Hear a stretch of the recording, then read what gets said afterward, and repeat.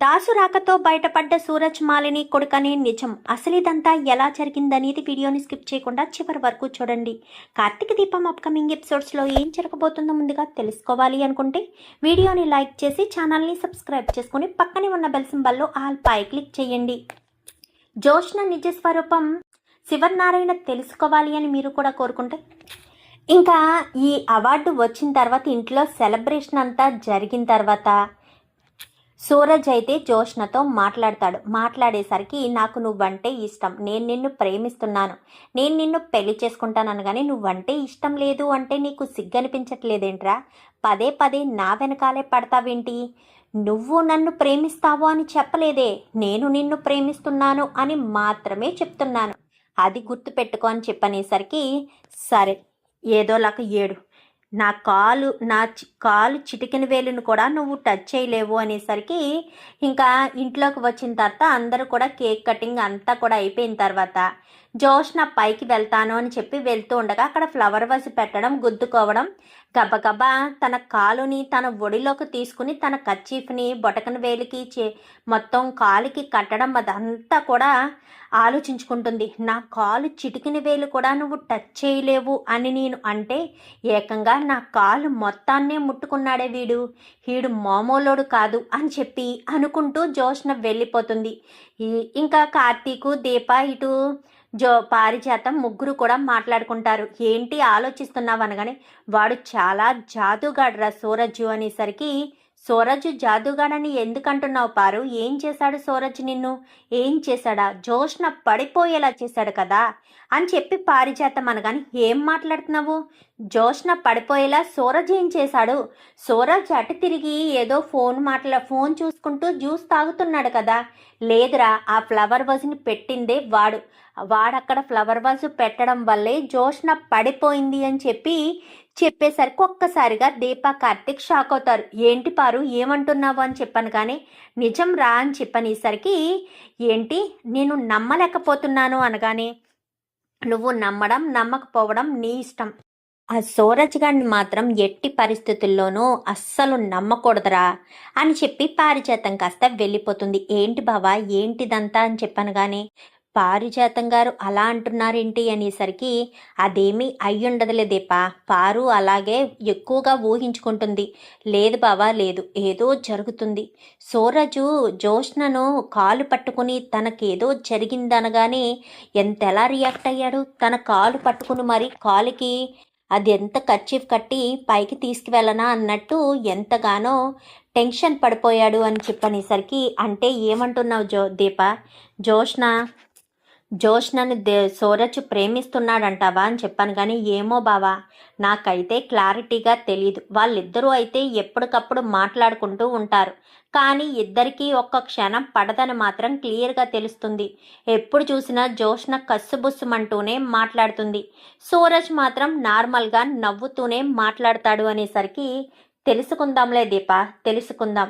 అసలు సూరజ్ ఎవరన్న విషయమే అర్థం కావట్లేదు బావా. పెద్ద ఫజిల్లా ఉంది, సూరజ్ గురించే తెలియడం లేదు. ఎన్నిసార్లు సూరజ్ని అడిగినా నేను అనాథని అని చెప్తున్నాడు తప్ప తను ఎవరు ఏంటి చెప్పడం లేదు. నిజంగా సూరజ్ అనాథే అంటావా? నువ్వు నమ్ముతావా సూరజ్ అనాథ అంటేనే అనగానే నాకు నమ్మకం లేదు కానీ నమ్మక తప్పడం లేదు అంటూ ఇంకా కార్తీకు దీప ఇద్దరు కూడా మాట్లాడుకుంటారు. సరే బావా పద ఇంటికి వెళ్దామని ఇద్దరు కూడా ఇంకా చాలా ఆలస్యమైందని ఇద్దరు ఇంటికి బయలుదేరి ఇంటికి వెళ్ళిపోతారు. ఇంకా అలా ఇంటికి వెళ్ళిపోయిన తర్వాత ఏంట్రా ఎంత ఆలస్యమైంది అనగానే అక్కడ మొదటి బహుమతి వచ్చిందని ఇంటికి వచ్చాక తాతయ్య సెలబ్రేషన్స్ అది చేశాడు అమ్మ, అందుకోసమని ఆలస్యమైంది అంటూ కార్తీక్ చెప్తాడు. అవునా, మొత్తానికైతే దీప జోష్న ఇద్దరూ కలిసి మా నాన్నను గెలిపించేశారంట కదా అనగానే ఆ విషయం మీకెలా తెలుసత్తా అని చెప్పి దీప అడిగేసరికి మా నాన్న ఫోన్ చేసి చెప్పాడులేవే, మీరెలాగా ఫోన్ చేసి చెప్పరుగా అనగానే అది కాదత్తా అని చెప్పనగానే సరే ఆలస్యం అయ్యుంటుంది అక్క అని చెప్పనగానే ఇంకా వెంటనే అనసూయ ఎండుమిరపకాయలు ఉప్పు తీసుకుని వస్తుంది. ఏంటత్త ఇది అత్తయ్య అని చెప్పనగానే ఏముంది నీకు దిష్టి తగులుతుంది కదా, అందులోనూ కడుపుతో ఉన్నావు, అంతమందిలో నిలబడి వంట చేసావు కదా, అందుకే మీ అత్తగారు నాకు చెప్పారు. రావడంతోటే దీపకు కార్తీక్కి దిష్టి తీయాలక్క అని, ముఖ్యంగా దీపకు తీయాలి అని చెప్పి ఆ, చెల్లి చెప్పడంతో తీస్తున్నాను అనేసరికి, ఎందుకు అత్తయ్య ఇవన్నీను, నువ్వేం మాట్లాడకు, సైలెంట్గా ఉండు, నేను చూసుకుంటాను కదా అని చెప్పి ఇంకా సైలెంట్గా నిలబడేసరికి ఇంకా కార్తీక్కి దీపకి ఇద్దరి కూడా దిష్టి తీసి ఎండుమిరకాయలు దూరంగా పడేసే అక్క అనగాని, సరే చెల్లమ్మ అని బయటికి వెళ్ళి బయట పడేస్తుంది. కార్తీక్, దీప వెళ్ళి ఫ్రెష్ అయ్యండి, భోజనం చేద్దాము అనగాని, లేదా అత్తయ్య అక్కడే చేసేసామనేసరికి, సరే వెళ్ళి ఫ్రెష్ అయ్యి నిద్రపోండి, ఉదయం నుంచి అలిసిపోయి ఉంటారు, ముఖ్యంగా దీప నువ్వు కాళ్ళకి అది కొంచెం ఆయిల్ రాసి పడుకోవాలి, నువ్వు పడుకునేటప్పుడు చెప్తే ఆయిల్ రాస్తాను వచ్చి అని చెప్పి ఇంకా అనసూయ అనేసరికి, ఎందుకులే అత్త నేను రాసుకుంటాను అనేసరికి, కడుపుతో ఉన్న పిల్లవి నువ్వెలా రాసుకుంటావు, నువ్వు స్నానం చేసిరా నేను రాస్తాను, అలా ఎక్కువసేపు నిలబడితే కాళ్ళు వాపులు వస్తాయి అని చెప్పడంతో, సరే అత్త అని దీప కాస్త ఫ్రెష్ అయ్యి రావడంతో ఇంకా అనసూయ చాలా సంతోషపడుతుంది. అనసూయ వచ్చి కాలుకి ఆయిల్ రాసి నిద్రపోండి ఇంకా అని చెప్పి బయటికి వెళ్ళిపోయి ఇంకా నిద్రపోతారు. మరుసటి రోజు ఉదయాన్నే దాసు ఫోన్ చేస్తాడు. ఫోన్ చేసేసరికి, ఎక్కడున్నావు మావయ్య, ఎన్ని రోజులు ఏమైపోయావు, ఫోన్ పనిచేయదు, ఏమైపోయావో తెలీదు, ఎన్ని రోజులు ఎక్కడికి వెళ్ళిపోయావు అని చెప్పాను. కానీ నేను తీర్థయాత్రలకి వెళ్ళాను అల్లుడు అనేసరికి, సరే కాశీ స్వప్న ఎలా ఉన్నారు అనగానే, వాళ్ళు బాగానే ఉన్నారు, నాకైతే ఫోన్ చేయలేదు, వాళ్ళకు కూడా ఫోన్ చేయలేదా, లేదల్లుడు ఎవ్వరికి కూడా నేను ఫోన్ చేయలేదు, నేను ఉన్నానో లేనో కూడా వాళ్ళకు తెలీదు అనగానే, అయ్యో అవేం మాటలు మామయ్య అని చెప్పాను. కానీ సర్లే కానీ అదంతా బాగానే ఉంటుంది, కానీ నీ ఆరోగ్యం ఎలా ఉంది మామయ్య, ఎప్పుడు వస్తావు అని చెప్పనేసరికి, వస్తానల్లుడు రేపే బయలుదేరి వస్తాను, ఎలా ఉంది నా కూతురు, ఏమన్నా మార్పు ఉందా అనగానే, తొందరలోనే నీకు అల్లుడు వస్తాడేమోనని అనిపిస్తుంది మామయ్య అని చెప్పనేసరికి, ఏం మాట్లాడుతున్నావు కార్తిక్, తొందరలోనే అల్లుడు రావడం ఏంటి, నాకేమీ అర్థం కాలేదు అనగానే, జోష్నను ఒక అబ్బాయి ప్రేమిస్తున్నాడు,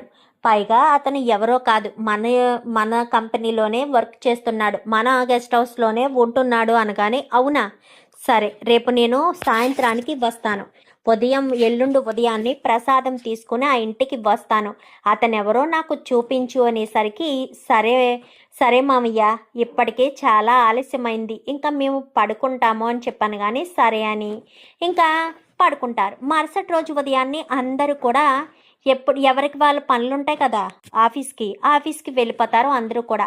జోష్న రాలేదు, ఎందుకంటే కాలికి దెబ్బ తగిలింది కదా, సో జోష్న ఇంటి దగ్గరే ఉండిపోతుంది కట్టించుకుని.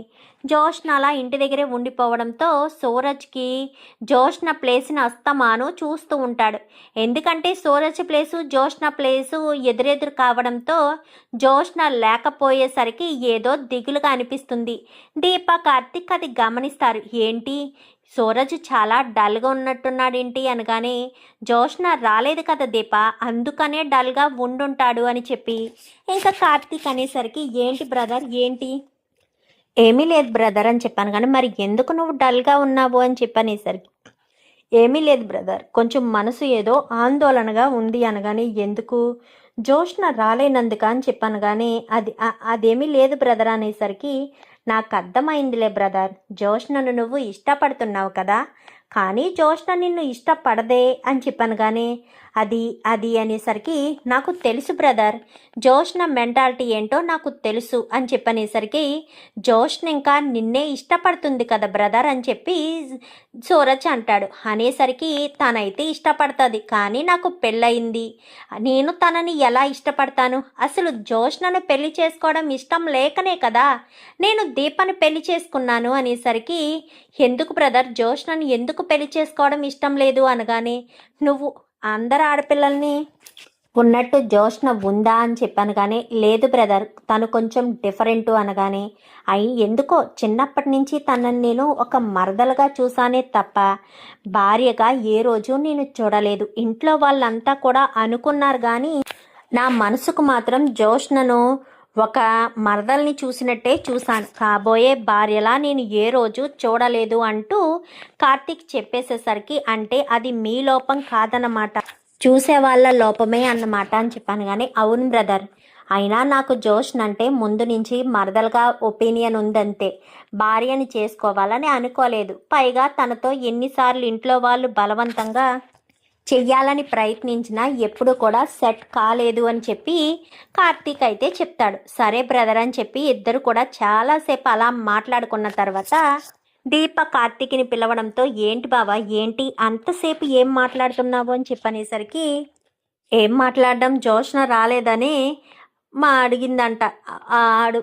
సూరజ్ అలా ఉన్నాడంట అని చెప్పనేసరికి, నువ్వెందుకు కన్ఫ్యూజ్ అవుతున్నావు బావా అని చెప్పాను. కానీ ఏమీ లేదు, సూరజు జోష్నని ప్రేమిస్తున్నాడంట అందుకని అనేసరికి, నేను అన్నానా సూరజ్ జోష్నని ఇష్టపడుతున్నాడు అని? నేను నీకు చెప్పానా? చెప్తే నువ్వేమన్నావు?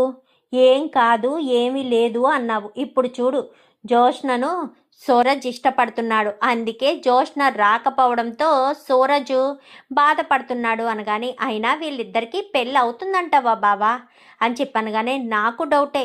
ఎందుకంటే జోష్న పొగరుకి సూరజ్ని పెళ్లి చేసుకోదు అని నా నమ్మకం అనగానే, కానీ సూరజ్ మాత్రం చాలా తెలివైనవాడు. ఎట్టి పరిస్థితుల్లోనూ జోష్నను వదులుకోడు.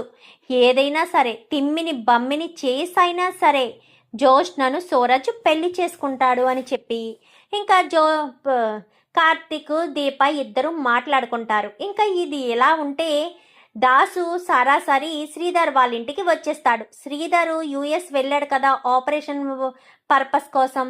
సో ఇంకా శ్రీధరు రావడానికి టైం పడుద్దని దాస్ కాస్త వస్తాడు. శ్రీధర్ గురించే తీర్థయాత్రలు తిరిగి, అమ్మ చెల్లమ్మ అనగాని, అన్నయ్య మీరా రెండు అన్నయ్య అని చెప్పాను. కానీ ఏంటి బావగారు ఇంకా రాలేనట్టుంది అనగానే, లేదు అన్నయ్య, వాతావరణం బాగోక ఫ్లైట్ డిలేస్ అవుతున్నాయంట, అందుకోసం బావగారు రాలేదు, వేరే చోట ఉన్నారంట, అక్కడి నుంచి రావడానికి టైం పడుతుందని చెప్పారు అనగానే, అమ్మాయి అబ్బాయి ఎక్కడున్నారు అనగానే, స్వప్న కాశీ అని చెప్పి పిలిచేసరికి ఇద్దరు కూడా వస్తారు.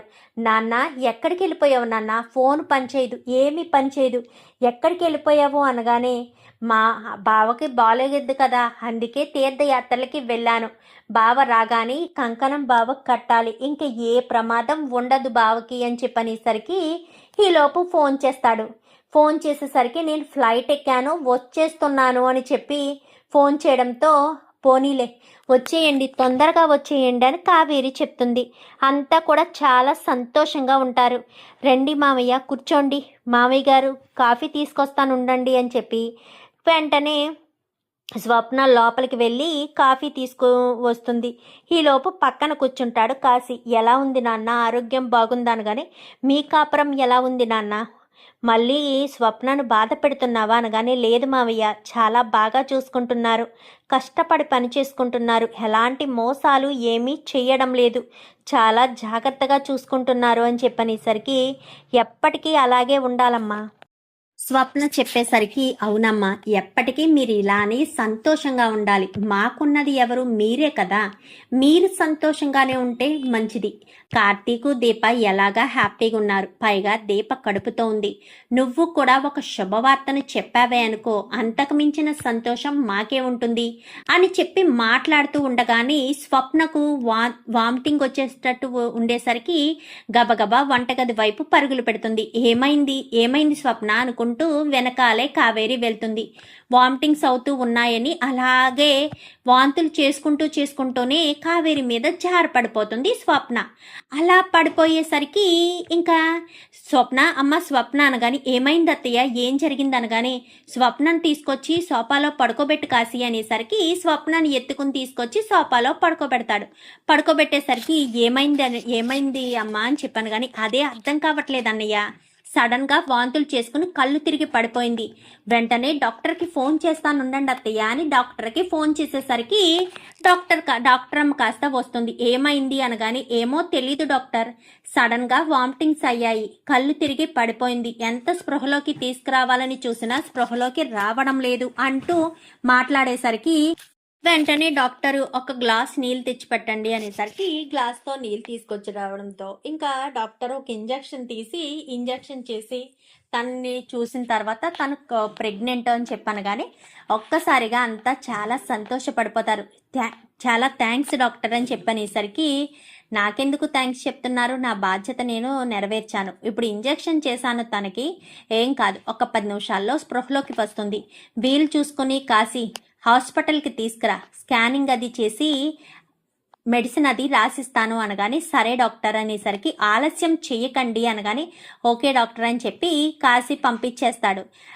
కొంచెంసేపటికి ఇంకా మీరు వచ్చిన వేళ విశేషం అన్నయ్య గారు, మీ కోడలు తల్లి కాబోతుంది, మీరు తాతయ్య కాబోతున్నారు అనగాని, అంతా దేవుడు దయమ్మ, అంతకు మించి మనమేం చేయగలం? ఆ దేవుడు నడిపిస్తాడు, మనం నడుస్తాము అంతే, అంతకు మించి ఏమీ లేదమ్మా అని చెప్పి చాలా సంతోషపడిపోతారు. వెంటనే విషయం బావ వాళ్ళకి చెప్పాలి అని కాశీ కార్తిక్కి ఫోన్ చేస్తాడు. ఏంటి కాశీ అనగానే, నువ్వు మామయ్యవి కాబోతున్నావు బావా అని చెప్పనేసరికి, ఏంటి ఏమంటున్నావు అనగానే, అవును, ఇప్పుడే నాన్న ఇంటికి వచ్చారు, వచ్చిన తర్వాత స్వప్న సడన్గా వామిటింగ్స్ చేసుకుని కళ్ళు తిరిగి పడిపోయింది, డాక్టర్ని తీసుకొచ్చి చూపిస్తే తల్లి కాబోతుంది అని చెప్పారు అనేసరికి చాలా సంతోషం. ఇంత సంతోషకరమైన విషయం, చాలా శుభవార్త చెప్పావు, చాలా హ్యాపీగా ఉంది అంటూ కార్తీక్ మాట్లాడుతూ హాల్లోకి వచ్చేసరికి, ఏంటి నాన్న ఏంటి అనగానే, నీ కూతురు కడుపుతో ఉందంటమ్మా అని చెప్పనేసరికి, స్వప్ననా అని చెప్పాను కానీ, అవును, ఏది ఫోన్ ఎలాగివ్వు అనేసరికి ఈలోపు ఫోన్ తీసుకుంటుంది కావేరి. అక్క అని చెప్పాను కానీ, ఏంటి కావేరి స్వప్న అని చెప్పాను కానీ, అవునక్క స్వప్న తల్లి కాబోతుంది, ఇప్పుడే డాక్టర్ చెప్పారు అనేసరికి చాలా సంతోషంగా ఉంది. స్వప్నతో పనులేమీ చేపించుకో, అర్థమవుతుందా? నేను వస్తాను, నేను వచ్చి తనని దగ్గరుండి చూసుకుంటాను అనగానే, అలాగే అక్క అని చెప్పనగానే, వెంటనే అనసూయక్క స్వప్న కడుపుతో ఉందంట, తనకు నచ్చిన స్వీట్లు అన్నీ కూడా చేసి పట్టుకు వెళ్ళాలి అని చెప్పాను కానీ, అలాగే చెల్లమ్మ నువ్వేం హడావుడి పడకు, అన్నీ నాకు దగ్గరుండి చెప్పు, నేను చేస్తాను కదా అనగానే, లేదక్క నేను కూడా సాయం చేస్తాను అని చెప్పనేసరికి, రే కార్తీక్ పెన్నో పేపర్ పట్రా, లిస్ట్ రాసిస్తాను, అర్జెంటుగా లిస్టులో ఉన్న సామానాలన్నీ తీసుకొచ్చేయనేసరికి, అమ్మ నీ కూతురు కడుపుతో ఉన్నది ఇప్పుడే, కనడానికి ఇంకా 9 నెలలు పడుతుంది, ఎందుకు అంత కంగారు పడిపోతున్నావు? అది అది అంతేరా, అదంతే, సరే ముందు ఈ లిస్ట్ రాసి అని గబగబా లిస్ట్ రాసేసి ఇచ్చేసేసరికి, సరే దీపా నువ్వు ఉండు, నేను వెంటనే ఈ లిస్ట్ పట్టుకెళ్ళి తీసుకొస్తాననగానే, సరే బావా అని చెప్పి దీప కూర్చుంటుంది. అమ్మ దీప అని చెప్పనగానే, స్వప్న కూడా కడుపుతో ఉంది, చాలా సంతోషంగా ఉందని కానీ, మీరు అంత అలా ఎగ్జైట్మెంట్ అవ్వకండి అత్తయ్య అని చెప్పనేసరికి, ఎందుకు దీప ఏమైంది అనగాని, కంగారు పడకండి అత్తయ్య, ఏం కాదు, మీరు పిండి వంటలు చేసి తీసుకువెళ్తారు కదా, అప్పుడు స్వప్న మొహంలో సంతోషం చూద్దురు కానీ అని చెప్పి మాట్లాడుతూ ఉండగానే కార్తీక్ తీసుకురావడం, కార్తీక్ దీప బయలుదేరి వెళ్తారు. ఇంకిక్కడ కాశీ శ్రీధర్ వచ్చిన తర్వాత శ్రీధర్కి కూడా శుభవార్త చెప్పి చేతికి కంకణం అది కట్టించి, సరే అని స్వీట్స్ తీసుకుని సరాసరి అక్కడికి వెళ్తాడు. ఎక్కడికి? శివన్నారాయణ వాళ్ళ ఇంటికి.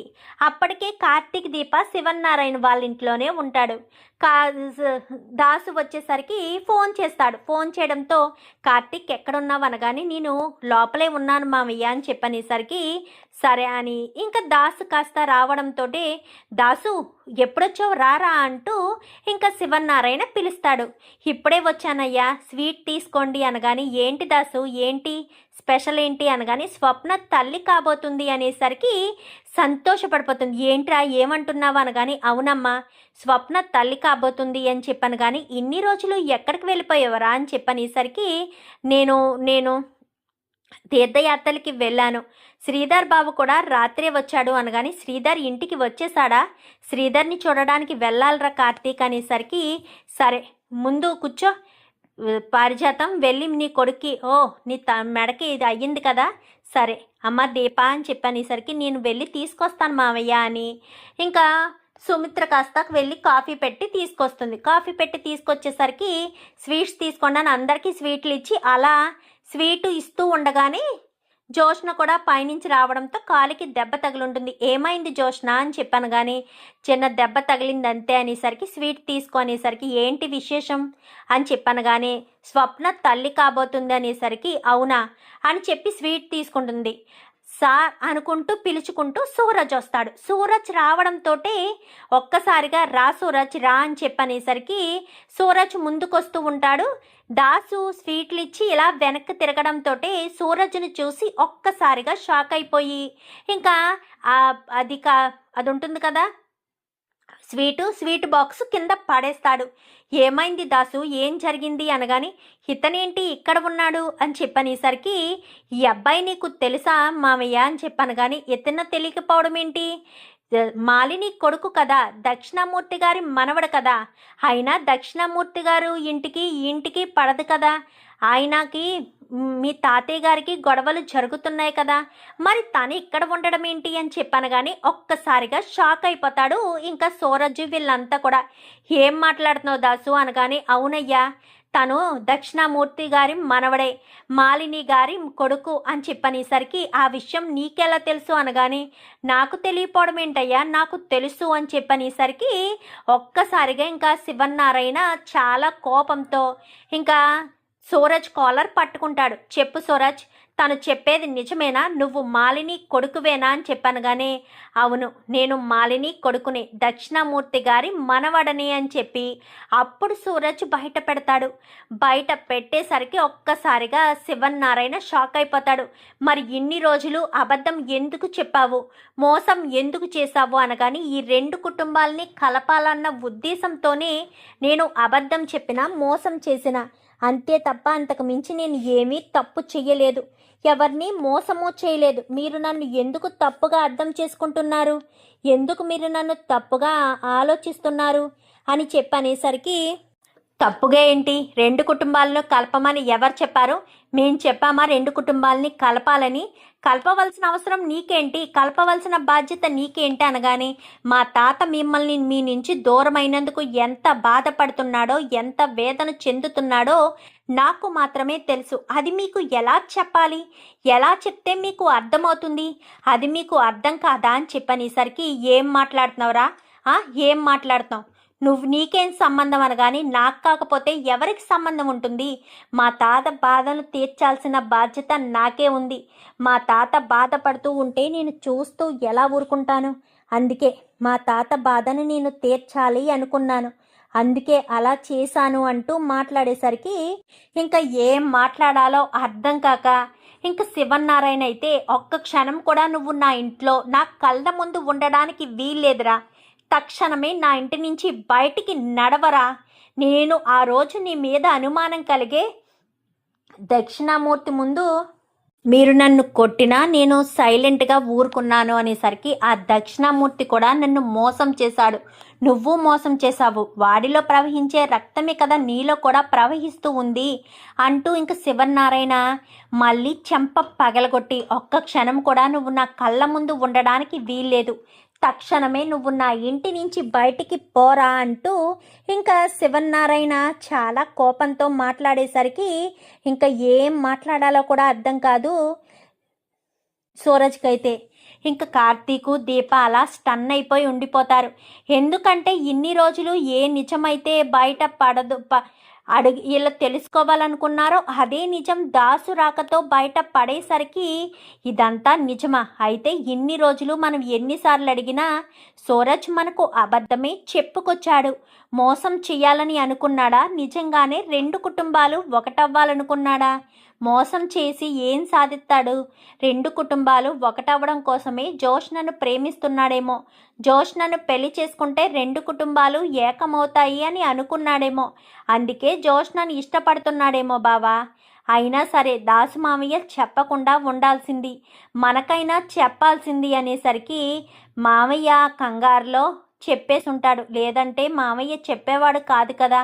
అవును, దాసు బాబాయ్ ఆ కంగారులో టెన్షన్లో బయట పెట్టేశాడు, లేదంటే తర్వాత మనల్నైనా అడుగుండేవాడు అని చెప్పి కార్తీక్ దీప ఇద్దరు కూడా అనుకుంటారు.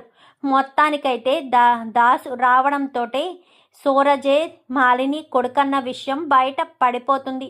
చూద్దాం మరి రాబోయే ఎపిసోడ్స్లో ఇలాగే జరిగి మాలిని గురించి, సూరజ్ గురించి, అసలు సూరజ్కి మాలినికి ఉన్న సంబంధం ఏంటో అన్న విషయం అందరి ముందు బయటపడాలని మీరు కూడా కోరుకుంటే కామెంట్లో ఎస్ అని టైప్ చేయండి.